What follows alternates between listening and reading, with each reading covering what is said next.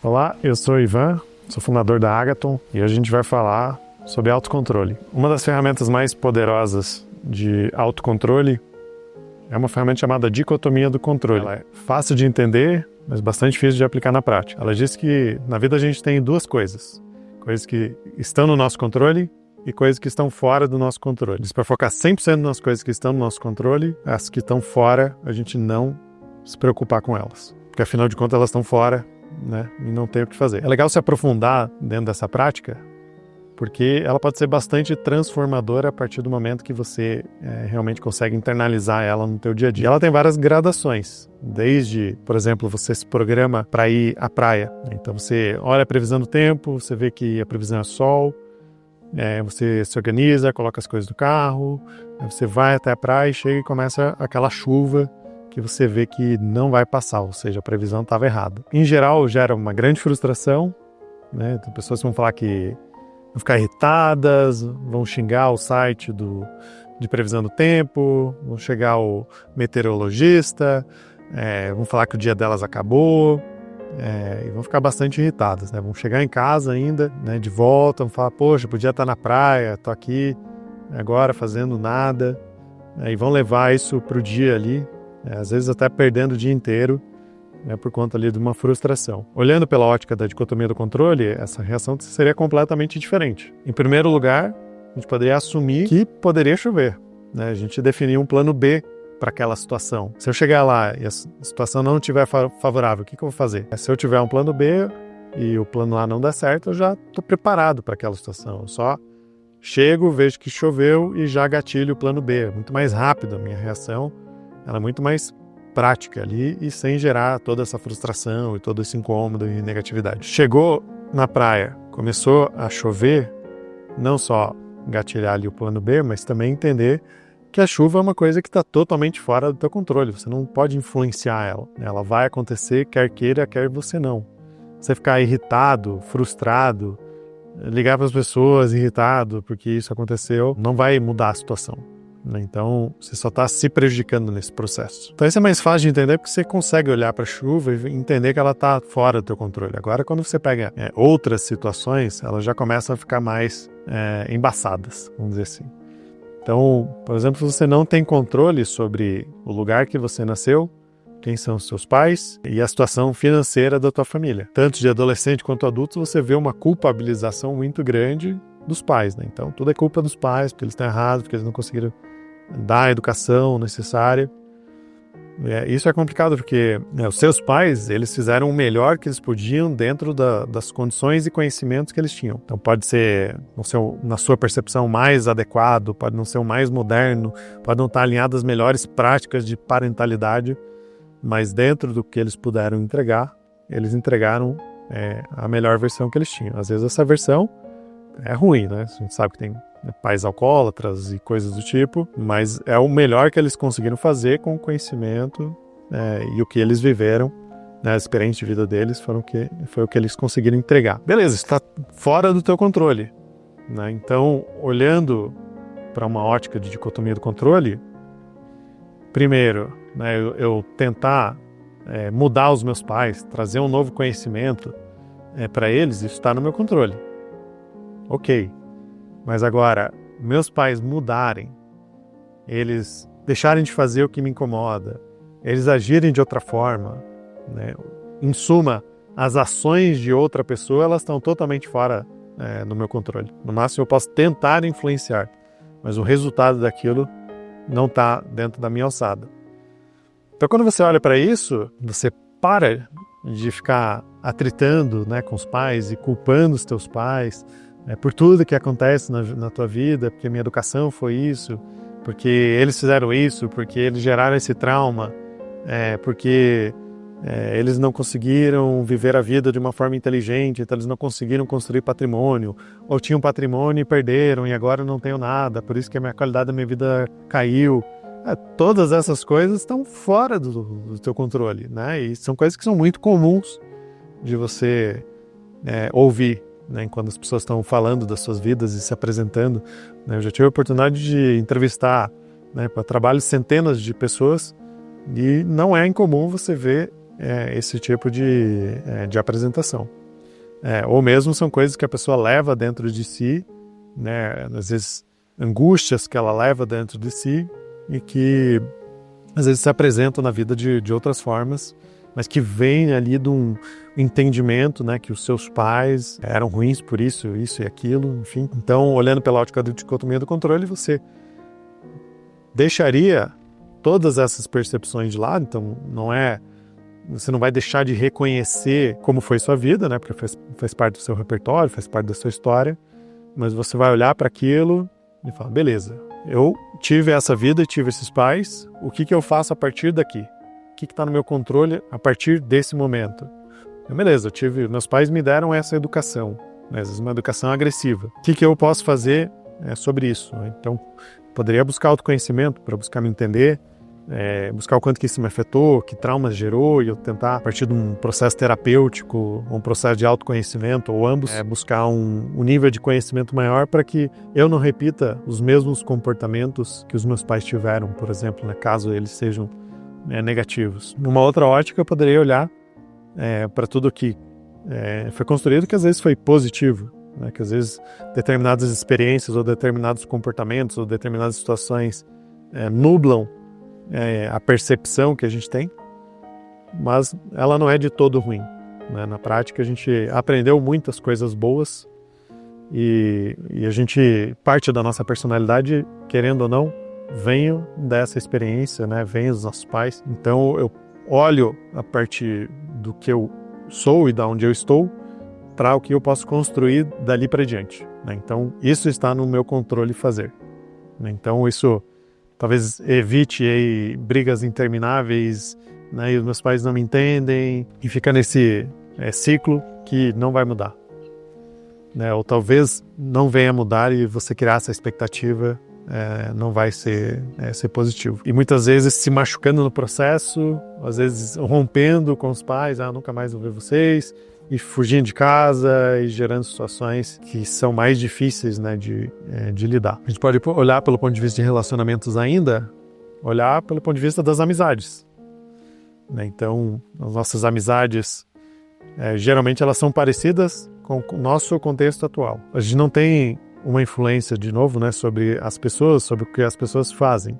Então, muitas vezes um amigo vai nos magoar, vai agir de uma forma que a gente não gostou. A gente não tem o controle sobre o que elas pensam, sobre o que elas fizeram. Então isso vai...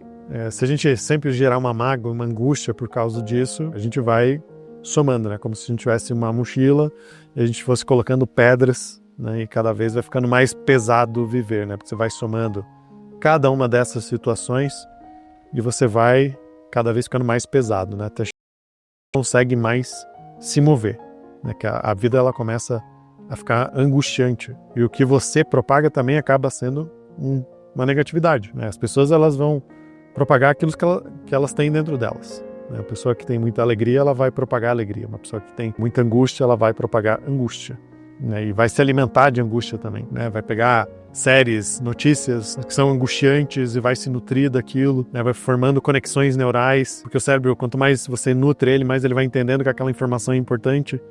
Então ele vai entendendo, isso aqui é importante, então vamos otimizar a rota da angústia, né? E aí você vai virando uma pessoa cada vez mais angustiada e angustiante, né, para as pessoas ao teu redor. Quando a gente olha pelo ponto de vista de evolução, quando você fala em ajudar outras pessoas, a primeira coisa que você pensa é por um lado talvez mais assistencialista, né? Tipo, eu vou doar, né, para outras pessoas, ou vou dar meu tempo, ou vou dar dinheiro, ou vou dar alguma coisa. Mas na prática, a melhor ajuda que você pode fazer para as pessoas é evoluir a si mesmo.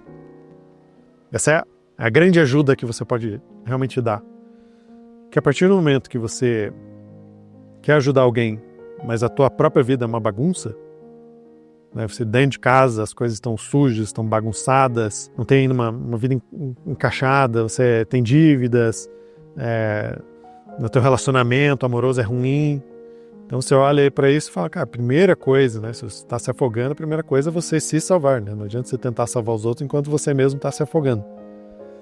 Então, nesse viés da dicotomia do controle, você fala, legal, O que está no meu controle fazer e o que está 100% no teu controle fazer é você evoluir a si mesmo. Evoluir a si mesmo significa olhar para dentro, significa buscar autoconhecimento, significa buscar se entender, significa olhar para a tua história, entender quem você é.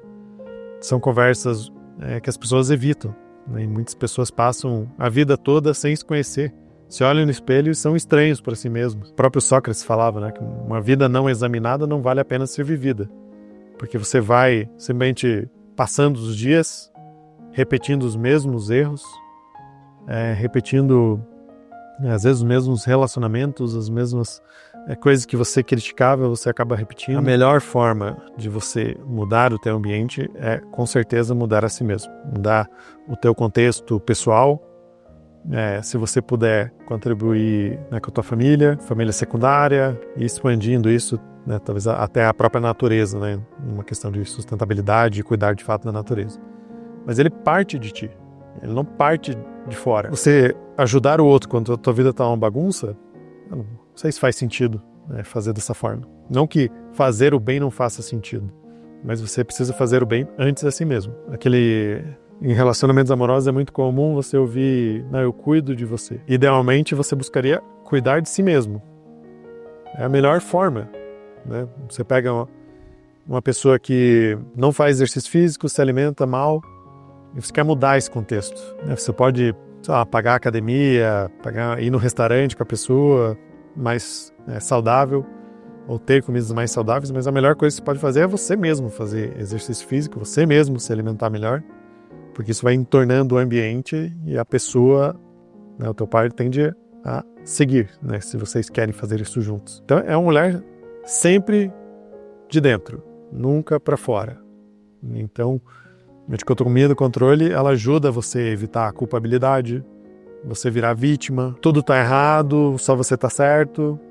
Então ele te tira desse contexto, e acho que esse é um dos motivos do porquê é tão difícil de tu aplicar, porque você passa a ter responsabilidade. A partir do momento que você está numa linha de culpabilidade, você não tem responsabilidade nenhuma, né? Você simplesmente sai culpando, porque o meteorologista estava errado, porque meus pais me educaram dessa forma, por isso que eu sou assim. O governo não me dá as oportunidades suficientes, porque o dólar está em alta, né? E aí vira uma onda de culpabilização que talvez seja agradável no primeiro momento, porque tu não precisa se responsabilizar. E isso, quando você olha por uma ótica de dicotomia do controle, você tem total responsabilidade sobre o teu contexto. Total.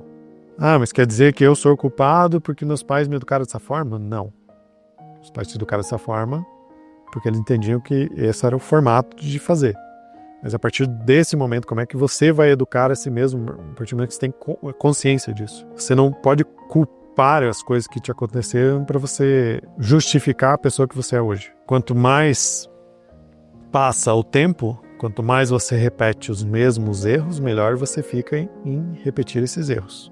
Você vai criando uma rota cognitiva reforçada constantemente em ser daquela forma. Você vai criando cada vez mais um contexto complicado com o passar do tempo, né? Então a única forma de romper isso é realmente ir para uma nova rota cognitiva, fazer coisas de outra forma.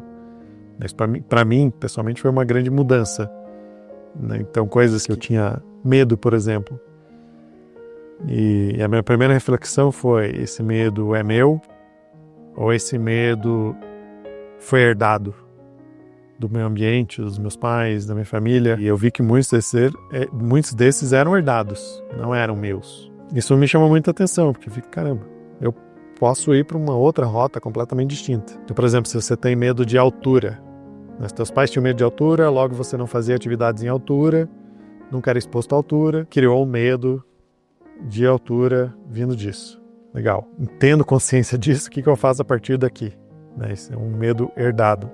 Eu posso mudar a minha rota cognitiva ou posso reforçar ela. Então, se eu olhar para situações, por exemplo, vou para um parque de diversões e tem montanhas russas, se eu fugir delas, tentar evitá-las, eu vou estar reforçando a rota do medo. Isso significa que eu vou ficar cada vez melhor em ter medo de altura. Diferente desse processo, eu começar a me expor, inclusive na psicologia tem a terapia da exposição, que é justamente você pegar aquele teu medo, você se expor gradativamente ao medo para você superá-lo. Você está criando uma nova rota cognitiva, rompendo com aquele caminho, né? Então, não é fácil, né? Mas a partir do momento que quanto mais você repete aquela nova rota, mais você consegue fugir daquilo que antes te prendia. Isso vale para, um dos maiores medos dos seres humanos é fazer apresentações públicas. Ele é maior do que o medo da morte, inclusive. Toda vez que surge uma oportunidade de fazer uma apresentação em público, vamos dizer que você fez um projeto sensacional, mas você tem medo de apresentar em público e você cede isso para outra pessoa que às vezes vai tomar crédito daquilo, você está reforçando a rota, do medo de apresentar em público. A única forma de romper isso é começar a fazer em público, começar a fazer a apresentação. A partir do momento que você fez, no começo provavelmente vai ser ruim, você vai falar com medo, vai falar com ansiedade, talvez não tenha tanto autocontrole, não tenha tantas técnicas de apresentação, mas isso que você está fazendo é a melhor coisa para tu romper um medo antigo que já está ali às vezes fundamentado. Todas essas coisas, elas estão na nossa esfera de controle. Eu decidir enfrentar os meus medos, ela está na esfera lá da dicotomia do controle também. Olhando para uma outra ótica, o viés dos nossos pensamentos. Os nossos pensamentos, uma grande parte deles está fora do nosso controle. O nosso cérebro ele pode ativar memórias. Você pode sentir um cheiro e ativar um trauma por causa de uma memória antiga que tinha aquele mesmo cheiro. Você pode gerar reflexões ali que não são conscientes. Ao mesmo tempo, a gente tem um controle, talvez não total, do nosso pensamento consciente, o pensamento focado. Quando eu parar para pensar sobre uma determinada atividade, aquele momento eu tenho controle sobre isso. Então, ou seja, quanto menos consciente a gente está, mais a gente vai entrar num processo de ceder para pensamentos fora do nosso controle e, por consequência, agir de forma inconsciente também. Exemplo, você olha um doce e você age inconsciente, você vai comer porque o nosso cérebro ele vai buscar se alimentar ali com açúcar, que na natureza é uma coisa muito difícil de você encontrar. Agora, se você está consciente, você sabe que aquilo vai te fazer mal, você já pode tomar uma decisão consciente de comer aquele doce ou não. Talvez evitando ele, pelo menos comendo moderadamente.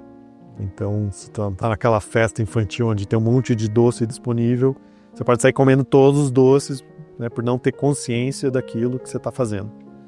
E depois sentindo mal, provavelmente por ter tomado essa atitude.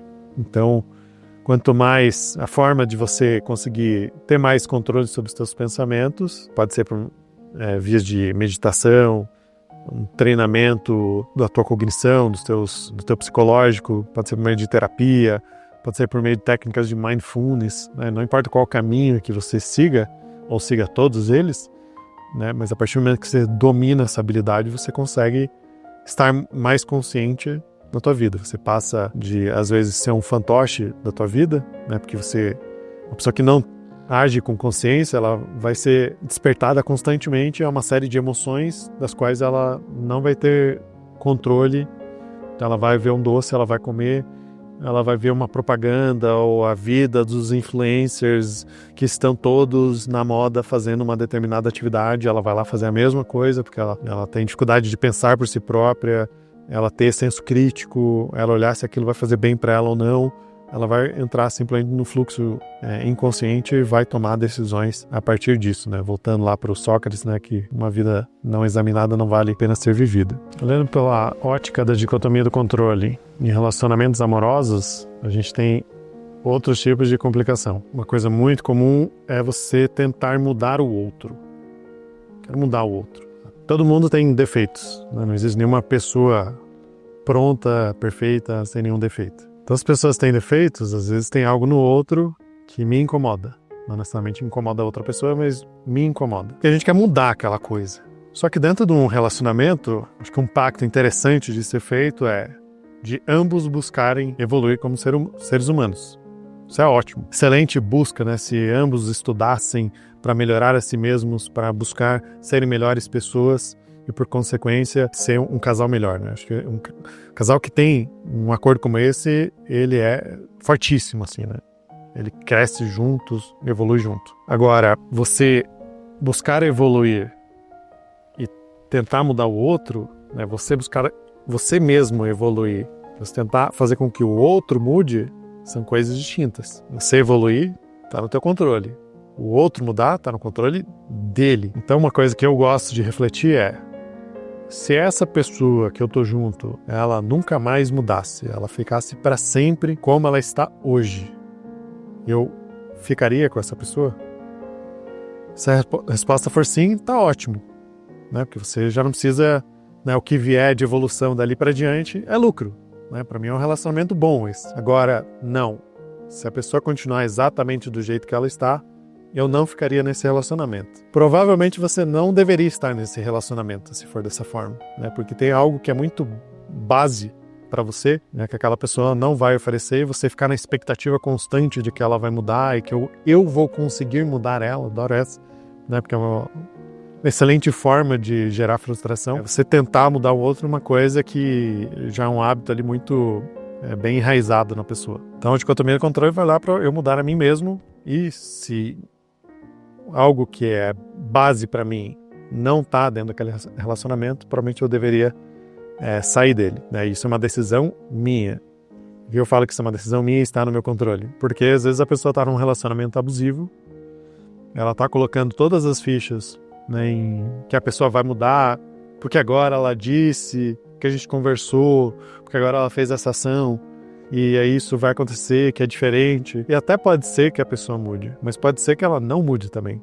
E a mudança, ela só vai partir dessa pessoa, não vai partir de ti, né? Você pode influenciar, você pode ajudar, mas na prática isso vai depender do outro. E quando a pessoa não muda, ou ela muda um pouco e depois volta, enfim, né? Isso vai gerando uma série de frustrações. Muitas vezes você pode ficar num relacionamento abusivo por causa disso, assim, né? Você tem comportamentos ali ruins que você não tolera, mas que você fica ali naquela lábia de que vai mudar. Às vezes a pessoa até quer, né? Mas não tá realmente tendo uma dedicação. Às vezes realmente tem uma dificuldade crônica ali, né? Que precisaria de mais ajuda, precisaria de outros formatos. Mas essa tentativa, e é por isso que eu falo que é mais complicado, porque ali você tem muito mais emoções, né? Você gosta da pessoa, está junto com ela por algum motivo.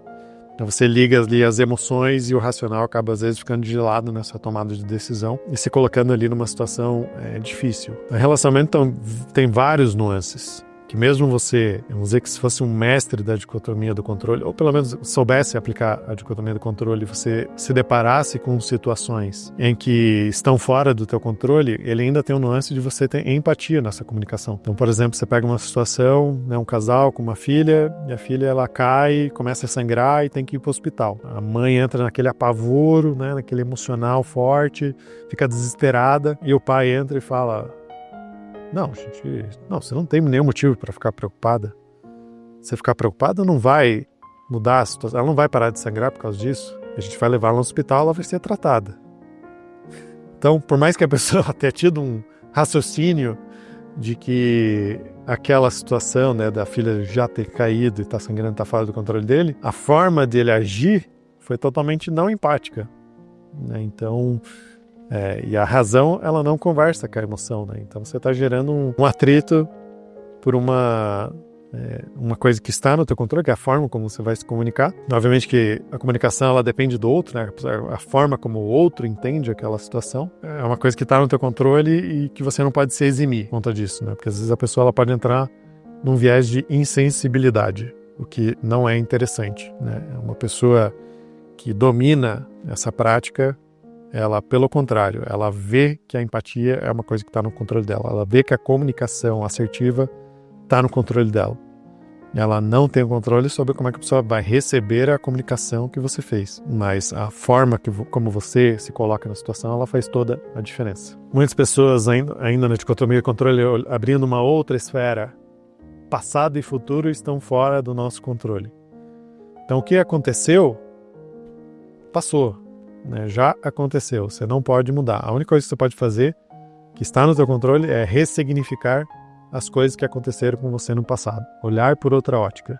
Às vezes a gente olha para situações, até às vezes situações de crise ou situações traumáticas, e a gente olha para aquilo e vê como uma coisa 100% negativa, né? E fizeram um estudo, numa pesquisa do Google, onde pegaram as situações traumáticas perguntaram se elas queriam apagar essa experiência. Só que você apagaria essa experiência, você apagaria tudo que você aprendeu e todas as pessoas que você conheceu vindos desse trauma. E adivinhe né, 98 ou 99% das pessoas diriam que não apagariam. E tinham situações de traumas bem significativos. Ou seja, essas histórias elas não são de todo ruim. Inclusive, talvez as situações de maior crise tenham sido as tuas situações de maior aprendizado. Dificilmente você vai falar, nossa, eu aprendi, né, os meus maiores aprendizados e lições de vida eu aprendi quando eu estava lá na Disney, né, estava lá na montanha-russa, eu tive uma reflexão. Muito difícil isso acontecer. Na verdade, as maiores situações de aprendizado vieram de situações difíceis, né, onde teve sofrimento e teve superação. Essas situações, elas geram aprendizado. A vida vai nos trazer essas situações, a gente também pode gerar essas situações para gerar mais aprendizado, de forma consciente, mas em geral são nelas que a gente aprende. Então, quando a gente olha para o passado, já aconteceu, o que a gente pode fazer é reinterpretá-lo, entender de outra forma, ressignificá-lo. Acho que isso é uma ferramenta extremamente poderosa. A gente pode olhar para o futuro, a gente pode até planejar, colocar metas futuras, mas o que vai acontecer está fora do nosso controle. E se você tem dúvida disso, lembre o que você pensava em fevereiro de 2020, antes de estourar a pandemia, né? E me diga se o que você planejou foi exatamente o que aconteceu. Então, uma situação ali totalmente fora do controle veio e mudou completamente ali os planos, né? Tudo que viagens e lockdown, enfim, tudo isso aconteceu e estava fora, né, do teu controle.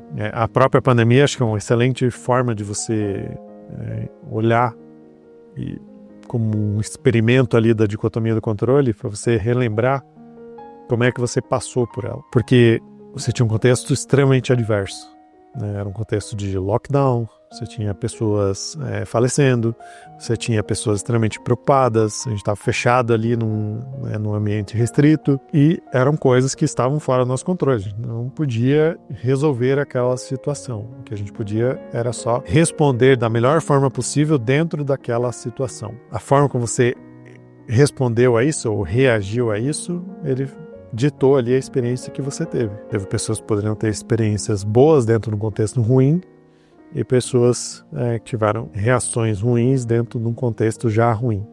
Eu lembro que, na época, muitas pessoas ficavam atualizando a cada minuto a quantidade de pessoas que morreram e tudo mais. Qual é a necessidade disso? Né? O que você está ganhando fazendo isso? Porque eu quero saber quantas pessoas...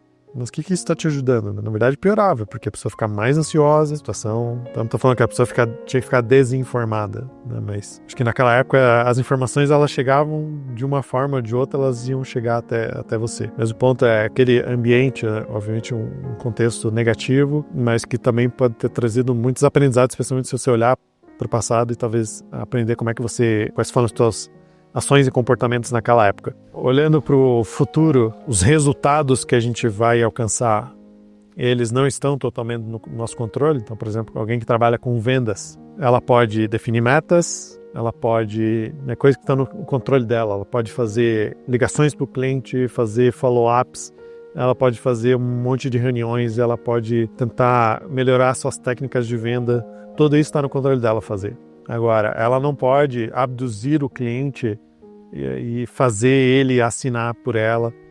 Não consegue fazer isso. Né? Não consegue fazer o cliente ir lá e abduzir ele a fazer um Pix. Consegue fazer uma série de ações que estão no seu controle, mas não consegue fazer isso. Então, esse resultado, ele está fora do controle, mas tem muita coisa que você consegue influenciar. É como se fosse um arqueiro, né? Onde ele consegue escolher como é que ele vai retesar a flecha, ele consegue apontar para a direção, mas a partir do momento que ele solta a flecha, se ela vai acertar o alvo ou não, se vai bater uma rajada de vento e vai tirar ela do curso, isso está fora do controle. Então, é a mesma coisa um músico, por exemplo, que vai se apresentar. Ele pode treinar o máximo possível, treinar todo dia, várias horas por dia para melhorar a sua técnica ali, sua virtude de música. A partir do momento que ele entra no palco, ele começa a tocar música, se o público vai gostar da música ou não, está fora do controle dele. Simplesmente está fora do controle. O que ele pode fazer é buscar ele fazer a melhor apresentação possível. A forma que as pessoas vão reagir àquilo não está no controle dele. Essa mesma ótica de pessoas externas gostarem, a pessoa gostar de você sim ou não está fora do teu controle. Nossa, mas eu sou uma pessoa tão legal, sou tão divertido, sou tão espontâneo, tenho tanto conhecimento para compartilhar. Não importa. Se a pessoa ela pode olhar pra tua cara e não gostei de você e ponto, né? Então, você pode buscar ser uma pessoa mais agradável, buscar ser uma pessoa mais legal ainda, mas escolha da pessoa gostar de você ou não tá fora do teu controle, né? E para muitas pessoas, você vai ser uma pessoa difícil. Tu não tem essa pessoa é muito difícil. Para algumas pessoas, você seja essa pessoa. Então, tá fora do controle. Então, relacionamentos familiares, amigos, pessoas de trabalho podem gostar de ti ou não, isso está fora aí do teu controle. Falando sobre dicotomia de controle e saúde. A saúde, você não consegue evitar de ficar doente. Você vai ficar doente. Mas eu tenho controle sobre a minha saúde. Eu faço exercício físico, eu me alimento saudável, eu vou no médico com regularidade. Excelente, isso são coisas que estão no teu controle de fazer, mas você não controla a tua genética, você não controla, por exemplo, o que aconteceu no próprio na pandemia, vai ficar doente em algum momento, em alguma situação. Então a saúde ela não está totalmente no teu controle, mas tem muitas coisas que você pode fazer que estão no teu controle. Ficou doente, o que as pessoas começam a falar? Pô, estou doente, que ruim que é ficar doente. É uma semana que eu vou perder do meu trabalho, do planejamento que eu ia fazer, da prova que eu ia fazer. Uma pessoa que tem a dicotomia do controle em mente beleza, fiquei doente, o que eu vou fazer nessa situação? Né? Que o melhor que você pode fazer, tomar água, se medicar, fazer o tratamento. Não tem muito mais do que isso que você possa fazer. Talvez você consiga, com alguma debilidade, fazer algo de trabalho. Mas é isso, assim. Uma pessoa que tem a dicotomia do controle em mente, ela vira a página e segue ali fazendo, faz os comunicados ali que precisa fazer, faz o que precisa ser feito e ponto. Dentro desse aspecto de saúde, outra coisa que está fora do teu controle é o envelhecimento. Pessoas começam a chegar naquela fase dos 40, 50 anos, começam às vezes a entrar em crise, e acho que mulheres talvez afete mais porque tem uma pressão pela beleza maior, mas quando começa a surgir marcas de idade, pessoas começam a entrar em ansiedade, começam a não se achar bonitas, começam a buscar fazer uma série de tratamentos, né? E o problema não é nem o tratamento em si, nem necessariamente a busca pelo que é belo, mas sim a falta de moderação, né? E você está assumindo ali um vício, né? Você está buscando uma coisa, querendo evitar um processo natural, né? E ele vai acontecer, né? Isso, se você tiver a oportunidade de envelhecer, ele vai acontecer. Tendo a dicotomia do controle em mente, eu vou olhar para as marcas de idade e vou olhar para elas e eu vou ficar feliz por elas terem acontecido. Eu até vou agradecer elas por terem a oportunidade de eu tê-las, né? Muitas pessoas não conseguiram chegar nessa idade, por exemplo, e a própria morte em si, ela também está fora do nosso controle, né? Então isso é uma certeza, né? Que todos morreremos. Então para mim é até curioso, né? Uma reflexão, pensar que em 120, vou até expandir aqui, para 150 anos, toda a população que está viva nesse momento não existirá mais, né? E vai ser outras pessoas que vão estar aqui. Então isso para mim é muito curioso, né? Eu lembro, tem uma fala do Xerxes, né? Quando ele olhou as dezenas de milhares de soldados do exército dele, ele parou para pensar que em 100 anos nada daquilo existiria, né? Toda aquela grandiosidade não existiria. Não se sentiu bem, né? Naquela situação. Então a morte ela está fora do nosso controle, ela vai chegar para nós em algum momento. E ela é curiosa porque como o futuro também está fora do nosso controle, a gente vai olhar para o futuro, a gente não vai conseguir ver, né? A gente até pode olhar para a expectativa de vida, entender lá que no Brasil a expectativa de vida a média é 76 anos, mas isso não significa que a gente vai viver até os 76 anos. Então se a gente não sabe que a gente vai viver até os 76 anos, o que a gente vai fazer hoje, que é o que está no nosso controle, nas ações do nosso momento presente, para fazer com que o tempo de vida que nos resta, e a gente não sabe qual é, pode ser amanhã, pode ser daqui a um ano, pode ser daqui a 50 anos, o que a gente vai fazer com esse tempo. Então isso para mim, por exemplo, mudou a minha perspectiva sobre muitas coisas. Por exemplo, vou ler um livro hoje. Eu li um livro no passado, se ele era ruim ou mediano, eu falava, agora que eu já comecei a ler e tal, já estou na metade do livro, eu vou continuar lendo. Olhando por uma perspectiva de quantos anos, mesmo que eu tenha a oportunidade de atingir essa média, talvez até de ultrapassar ela um pouco, essa média de expectativa de vida, eu tenho um volume limitado de livros que eu vou ler. Então, mesmo que eu lesse 50 livros por ano, eu teria uma quantidade limitada. Então, eu não vou ler qualquer livro, eu vou ler bons livros, porque eu quero aproveitar isso ao máximo possível. né? Isso está ligado a uma versão da dicotomia do controle chamada de memento mori, né? Que é você lembrar que você é um ser humano mortal e lembrar que você precisa viver, né? Está ligado ao momento vivere, né? Lembre-se de que você precisa viver, né? E que o tempo ele é fugaz, né? O tempo ele vai passar. Então você precisa aproveitar esse tempo. E esse aproveitar, ele não é o aproveitar do carpe diem, do só se vive uma vez, né, de sair vivendo adoidado, fazendo todas as loucuras possíveis, porque isso é uma vida viciosa. Você fala de viver, você está falando de viver uma vida virtuosa, né? Uma vida, né, com coragem, com justiça, com moderação, com sabedoria. Né? Essa é uma vida que vale a pena ser vivida. Então, quando você fala de visão da dicotomia do controle, você está falando de viver uma vida plena, uma vida com serenidade, com sabedoria. E também é interessante porque a gente costuma dar muito valor à vida que a gente vive, ou a nós mesmos, né? Um viés um pouco mais egocêntrico. Mas na prática, a verdade é que a gente vai ser esquecido. Você quer uma prova disso? Me fala quem é teu tetravô. E mesmo que você saiba o nome dessa pessoa, me fale a história dessa pessoa, os sonhos que ela tinha, as frustrações que ela teve, o que ela conseguiu, o que ela não conseguiu conquistar, que ela queria. A gente não sabe.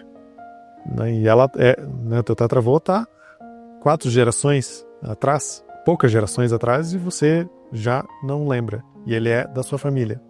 Né? Se não fosse por essa pessoa, você nem existiria. E você não sabe. Talvez algumas poucas pessoas vão ser lembradas por mais gerações, né? Talvez como o caso de Mozart, de Chopin, mas para a grande maioria das pessoas, talvez em 1, 2, 4 gerações, vai ser esquecido.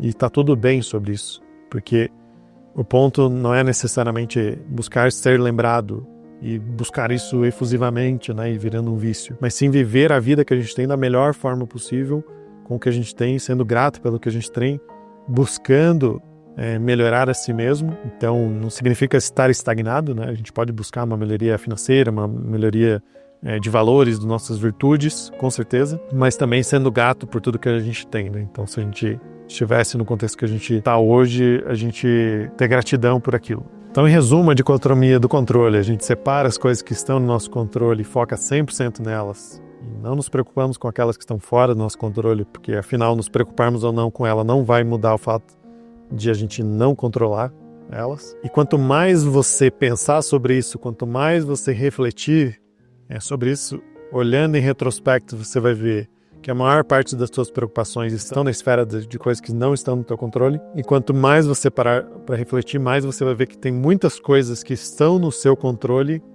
que você pode fazer e provavelmente hoje não faz, e talvez nem veja que era possível fazer ou influenciar aquela situação que você tá passando. Então faça esse exercício de cada dia mais pensar sempre, né, cada dia separar as coisas, focar na questão do teu controle e ver a cada dia se você passou um dia agindo em coisas sob teu controle ou se preocupando sobre aquelas que não estavam. Se você gostou desse conteúdo, nos siga nas redes sociais e aguarde novos conteúdos, muitas novidades aí estão por vir.